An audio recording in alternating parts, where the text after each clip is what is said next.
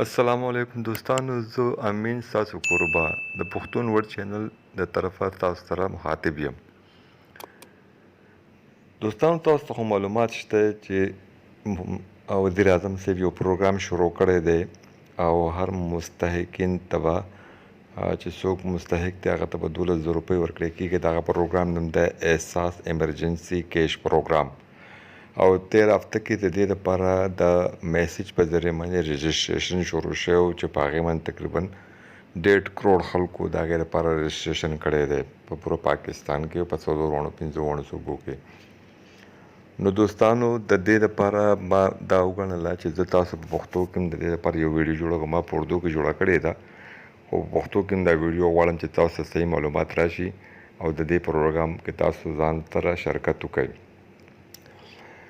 12,000 روپۍ ملاویږي. نن سبا یو وبا ده، دغه وبا په وجه باندې د دې بیمارۍ په وجه باندې د خلکو روزګارونه ختم شوي دي. که څوک ټیلې والا و، که څوک دکاندار دی، که څوک د دیاړۍ مزدور دی، که څوک په کمپنۍ کې کار کوي، د هغه ټولو خلکو کارونه چې دي هغه ختم شو.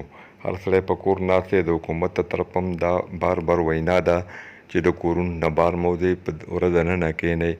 نو ظاهره خبره ده چې روزګار ختم شي، سړی په کور کې دننه کېږي، نو بیا خو روزګار ګران شي، رزق مسله جوړیږي. نو حکومت د دغه دپاره یو پروګرام جوړ کړو چې هغې ته احساس ایمرجنسي کیش پروګرام وایي. وزیر اعظم عمران خان د دې دپاره په دې تېر هفته کې اعلان کړی او د میسج په ذریعه باندې خلکو ته یې خواست کړی چې ځان به دې کې رجسټرډ کړئ. نو په هغې کې خلکو رجسټریشن وکړو په 81 71 8 1 او په 7 1 باندې به دې میسج ولیږو، د خپل شنه ریکارډ نمبر به دې ولیږو. نو په هغې کې به 2-3 قسمه جواب راغی. یو خو به دا جواب راغی چې ته د ضلعي دفتر سره، ستاسو چې د ضلعې کوم دفتر دی د هغې سره رابطه وکړئ، نو ستا کاغذونه به درست شي. دویم به دا جواب راغی اکثر چې باید ته د دې پروګرام دپاره اهل یې، تا ته به دا پیسې میلاویږي. او دویم میسج به تا ته راځي. چې کله دویم میسج تا ته راغی نو تا ته به مونږ بیا ووایو چې دا پیسې تا ته مونږ د بینک په ذریعه درکوو، که د ایزي پیسه رټیلینار په ذریعه درکوو، که د کیش په ذریعه درکوو، او که د جیز په ذریعه درکوو، جیز کیش ته په ذریعه. نو میلاویږي به دا د بینک الحبیب نه یا د حبیب بینک د اے ټي ایم د مشین نه به میلاویږي. او طریقه کار به د انتهایی آسان، بس لړ به شي او ګوته به ولګې او د ګوتې ما شناختی کارډ تا چې کوم شناختی کارډ سره لري د هغې بایوډیټا به نادره راچوته کړي چې او به دا د دې سړي ګوته ده چې کوم سره دا شناختی کارډ دی، به 12,000 روپۍ به تا ته اے ټي ایم مشین نه درکړی شي، یا به ایزي پیسه په دوکان کې تا ته میلاویږي.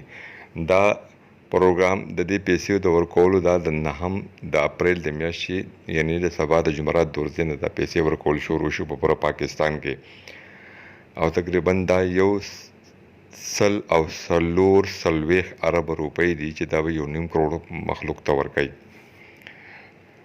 دا تقریبا 1 کروڑ 20 لک ګراني دي، هغې ته به دا ورکوي. نو د دې د رجسټریشن طریقه انتهایی آسان ده. سیده به بس خپل میسج شناختی کارډ نمبر په میسج کې ولیکئ، ډیشونه به پکې نه اچئ، بس د یو سر نه بل سره پورې چې څومره انسي د هغه نمبر به ولیکئ او بیا به په 81 71 باندې سینډ کړئ. نو تا ته به میسج راشي. که تا ته ووایي چې ته ضلعي دفتر سره رابطه وکړه، نو ته بیا هم پریشانه کېږه. ضلعي دفتر یعنې ډیپټي کمیشنر خواله به لاړ شي او هلته به وسو هغه ټایګر فورس والا عمران خان یو نوی فورس تیار کو، نو هغو سره به ستا انټرویو شي. نو په بل هفته کې به تا ته میلاو شي. او که نه تا ته ډایرکټ میسج راغی چې او ته د دې لپاره اهل یې، نو بیا به تا ته په 3-4 ورځې بعد بل میسج راشي چې باید ته پیسې واخله په ایزي پیسه باندې یا په جیز کیش باندې.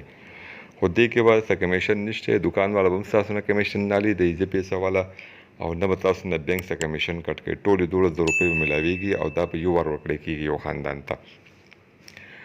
دا 12,000 روپۍ په یو خاندان کې به یو کس ته ورکړی کېږي. اوس که چېرې د چا مور او پلار هم اپلای کړې ده، زوی هم کړې ده، او یا د ده سړي لور هم کړې ده، نو په دې کې به یو کس ته دا پیسې میلاویږي په یو خاندان کې. لکه یو سړي ښځه خاوند هم کړې ده او زوی یا لور هم کړې ده، نو هغه ټولو ته به میسج راشي تاسو اهل یې. خو د دې مطلب دا نه دی چې 4 غونډ ته یا 3 غونډ ته به پیسې ورکړی کېږي. پیسې به یو د کور مشر ته ورکړی کېږي. سړی اکثر میسج ولیږي، هغه ته وایي ستا اهل ده، ستا ښځه د دې پروګرام دپاره اهل ده، یعنې د ښځې په سر به هغه ته پیسې میلاویږي. که ښځه چې ته په شناختی کارډ باندې میسج ولیږي، نو هغې ته دا میسج راشي چې ستا خاوند چې دی هغه د دې پروګرام دپاره اهل دی، هغه ته به پیسې میلاویږي. دې کې د پریشانۍ خبره نشته، ورکوي به هم هغه شناختی کارډ والا کوم نمبر چې تاسو لیږلی هغه ته به یې میلاویږي. اوس په دا پیسې کوم خلکو ته نه ملاویږي د هغې هم تاسو زه وضاحت وکړم چې پریشانه کېږئ مو. دا پیسې به هر هغه پاکستاني ته ملاویږي چې چا سره شناختی کارت شته. یو خو دا شرط دی. دویم دا شرط دی چې دا پیسې به هغه خلکو ته ملاویږي چې کوم خلک د دې مستحق دي. نو مستحق به دې کوس کوم خلک دي؟ مستحق دا خلک دی چې د چا پاسپورټ نه جوړ او د بیرون سفر یې نه کړی، یعنې پاکستان نه بهر نه وتی، یا عمرې له یا ایران ته یا سعودي عرب ته یا لندن ته یا بل ملک ته نه تللی. نو هغه خلک د دې پروګرام دپاره اهل دی. پاسپورټ دې هم جوړ وي خو چې دی پرې وتی نه بیا هم څه مسله نشته، ځکه چې داسې ما اورېدلي دي چې پاسپورټ باندې چې د سفر نه کړی نو بیا هم څه مسله نشته. خو اوس دا کنفرم ده دا به د سبا نه د 9 اپریل نه به دا پته ولګي چې دغه پاسپورټونه چې د چا جوړ دي او سفر یې نه کړی هغو ته پیسې ورکوي او که نه ورکوي. ها دویم چې سرکاري ملازمین دی هغه ته به سرکاري ملازم دی دا سړی یعنې وفاق د حکومت سره د ملازمت دی یا صوبه کې د ملازمت دی، سرکاري اسکول ټیچر دی یا په بلدیه کې یا په بل اداره کې، دغه رنګې ده ته به پیسې نه ملاویږي. بل هغه سړي ته به پیسې نه ملاویږي چې کوم سړی فایلر دی، یعنې حکومت ته ټیکس ورکوي، تاجر دی، صنعتکار دی، خپل ورسره دومره دولت دی چې دغه د ضرورت نه چې د ځان فایلر کړی دی هغه ته به هم نه ملاویږي.